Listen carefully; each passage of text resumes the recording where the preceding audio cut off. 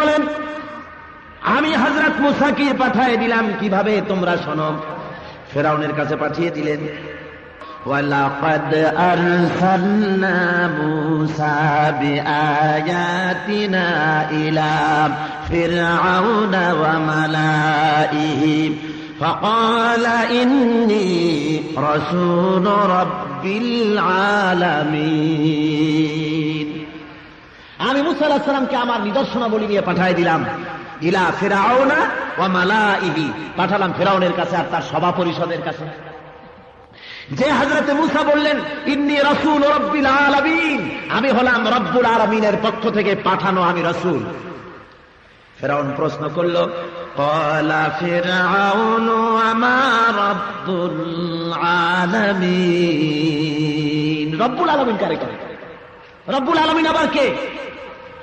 হযরত মূসা আলাইহিস সালাম জবাব দিলেন, রব্বুকুম ওয়া রব্বু আবাইকুমুল আউয়ালিন, রব তো তিনি যিনি তোমাদের রব, আমার রব, তোমাদের রব, এর পূর্বে যারা আসছেন সকলের রব যিনি, আমি তার রাসূল, যিনি আমাদের সৃষ্টি করেছেন। যারা বলেন সুবহানাল্লাহ। ফিরআউন খেপে গেল।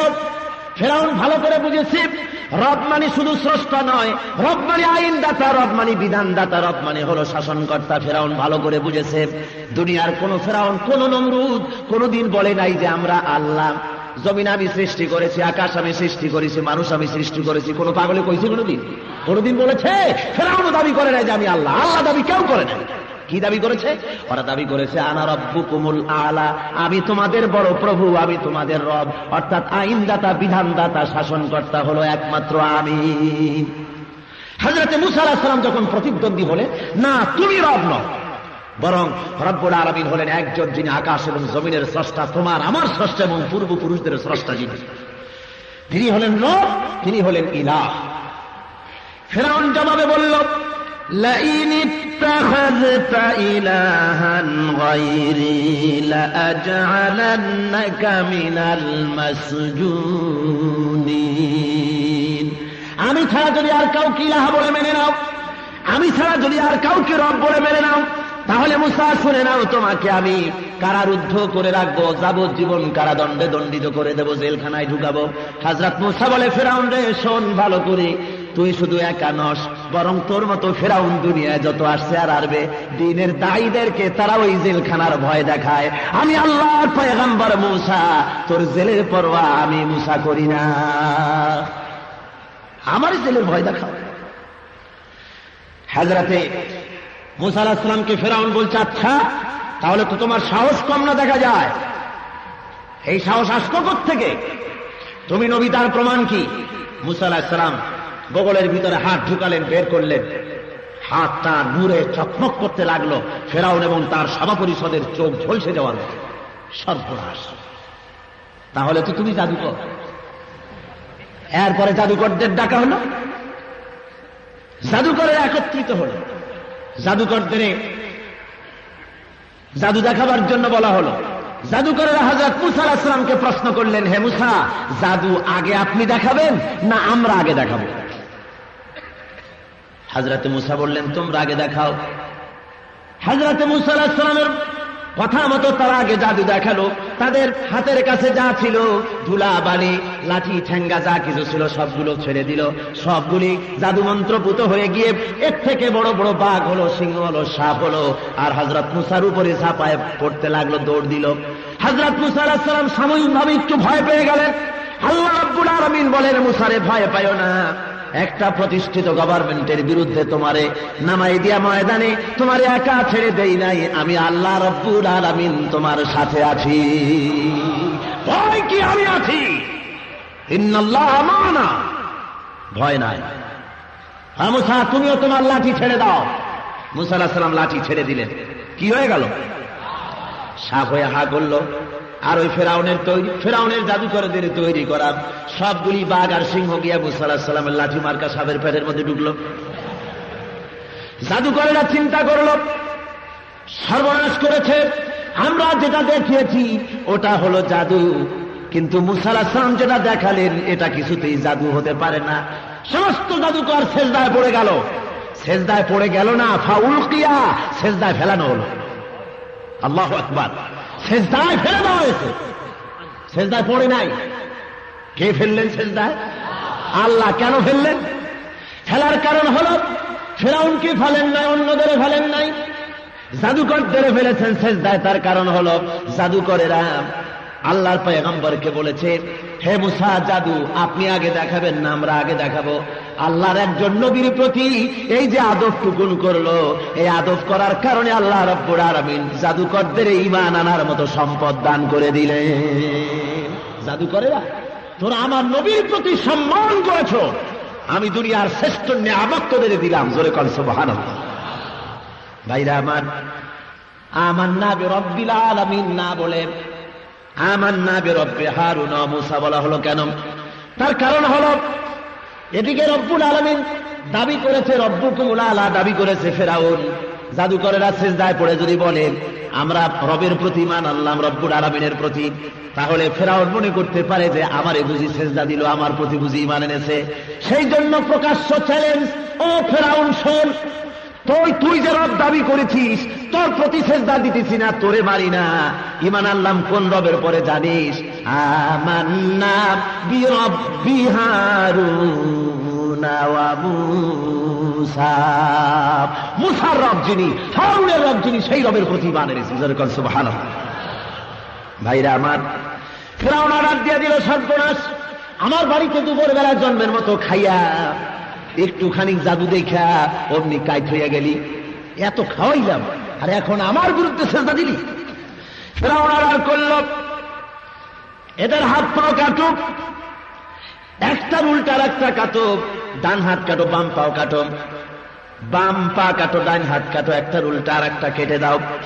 এ হাত পাও কাটা যখন শুরু হয়ে গেছে, নতুন মুসলমানেরা তখন বলতেছে, রব্বানা আফরিগ আলাইনা সাবরা ওয়া তাওয়াফানা মুসলিমিন।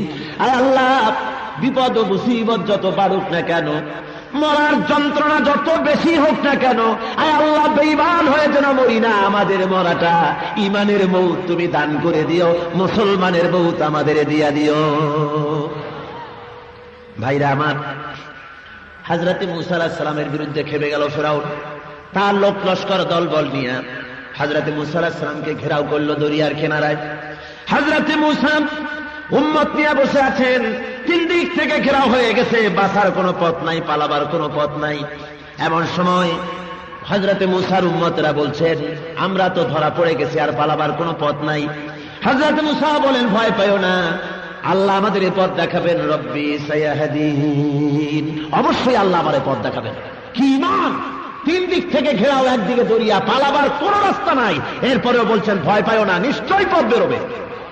আল্লাহ রাব্বুল আলামিন বলেন, মূসা লাঠি দিয়ে আঘাত করো পানির উপরে।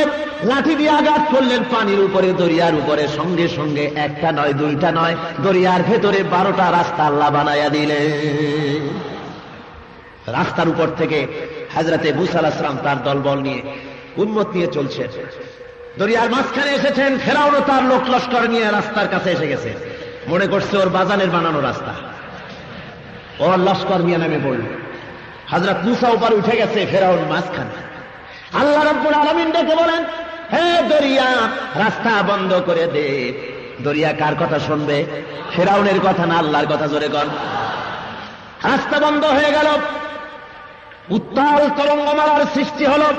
ফিরআউনের লোক লস্কর পানি খেতে খেতে সব শেষ হয়ে গেল। ফিরআউন এখন একা বেঁচে আছে, একবার পানির উপরে আসে আর একবার নিচে চলে যায়। পানি খেতে খেতে পেটটা পটকা মাছের মতো মোটা হয়ে গেছে। নাক দিয়া পানি পড়ে, মুখ দিয়া পানি পড়ে। এখন পানি খেতে খেতে অস্থির, তুফানের জ্বালায় বাড়ি খাইয়া মাথা উড়ে যাওয়ার মতো। ফিরআউন তখন কোন উপায় না দেখে বলছেন, আমানতু আন্নাহু লা ইলাহা ইল্লাল্লাযী আমানাত বিহি বানু ইসরাঈল। আমি ঈমান আনলাম ওই আল্লাহর উপরে, যিনি ছাড়া কোনো ইলাহ নাই। আর যে ইলার পরে বনি ইসরাইলের ঈমান আনছে আমিও তারপরে ঈমান আনলাম। ওয়া আনা মিনাল মুসলিমিন, আয় আল্লাহ এই তো আমি মুসলমান হয়ে গেলাম, তারপরেও আবার সুবাও খেয়া কলেমা পড়লাম, মুসলমান হয়েছি, এরপরেও আল্লাহ আমার কিছু বল উচিত আর সুবাইও না। আল্লাহ রাব্বুল আলামিন বলেন এখন وَقَدْ عَصَيْتَ قَبْلُ وَكُنْتَ مِنَ الْمُفْسِدِينَ,